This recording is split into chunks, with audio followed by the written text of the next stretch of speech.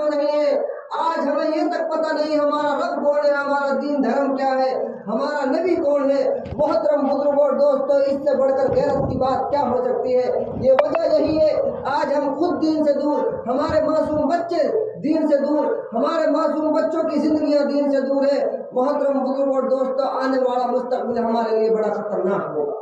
अगर हालात यही रहे, बातें यही रही, आने वाला मुस्तकबिल इससे खतरनाक होगा। इसलिए हमें चाहिए, हमें अपने बच्चों को दीन का शायद, दीन का दाई व शेदाई बनाना चाहिए, ताकि हमारे आने वाली नस्लें हमारे कलमा ला इलाहा इल्लल्लाह मुहम्मदुर रसूलुल्लाह को याद रख सके।